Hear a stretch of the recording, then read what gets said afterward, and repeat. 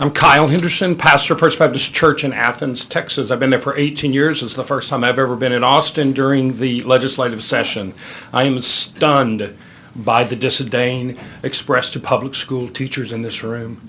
I'm a son of a public school teacher, husband of a public school teacher. I'm a pastor of a church, a pastor of a Christian school, a Christian private school.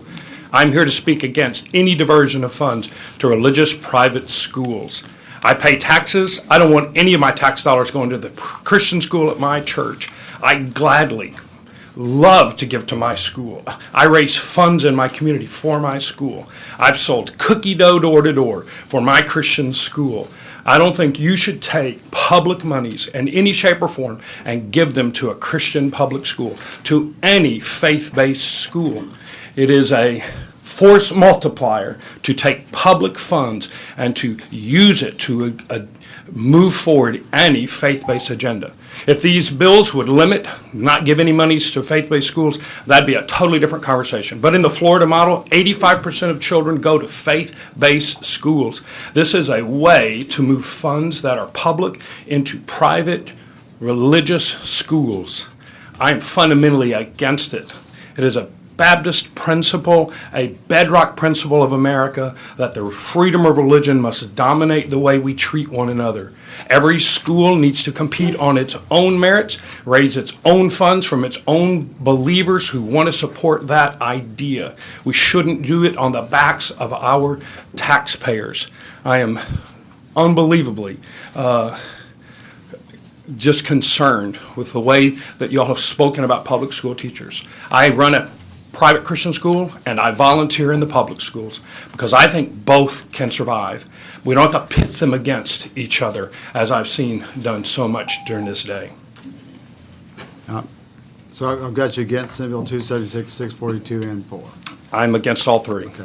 And I don't know what was said about public teachers. I may have missed something, but I'd be glad to remind you. I've got it listed, lots of things that were said about them. Okay. Well, we have a lot of really good public school teachers.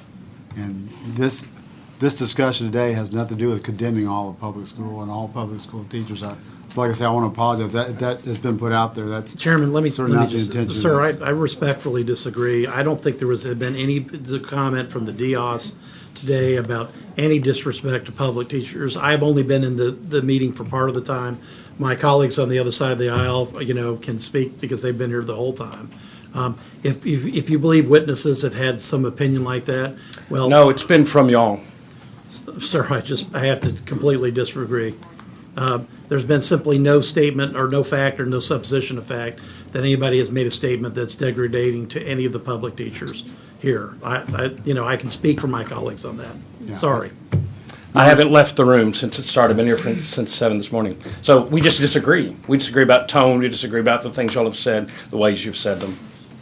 Okay, members, you have any questions? I would just briefly add a comment. I think you have heard then how we need to look for dollars that we can increase teacher salaries, support retirement teacher, the retirement teachers system, and that we can hopefully find dollars to get mastery in this subject matter so we get teachers that teach the specialty subjects. So I'm confident you heard that, and I have been here the whole time, and we did not say anything derogatory about any one specific person, any one specific teacher. So it is, I think it's just not worth it to have further discussion, but I appreciate your comments. Thank you very much. Thank you, Mr. Chairman. Senator Sawyer, you have a question? Reverend Henderson, reflect on this just a moment, because, and I'm specifically on Senate Bill 276. Yes, sir.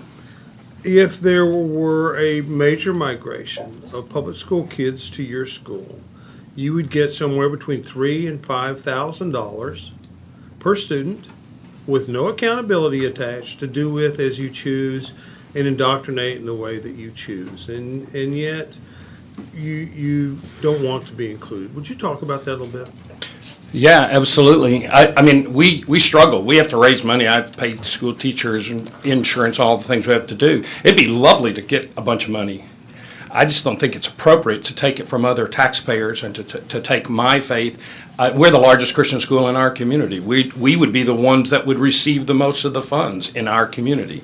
We're a Baptist school, but we heard the Catholic bishops come saying, man, they're ready to come take all the money. So we're just going to create a new holy war in which you're going to fund religious schools one over the other.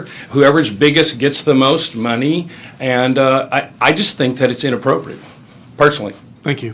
Thank you, Mr. Chairman. All right. Thank you, panel. Appreciate it.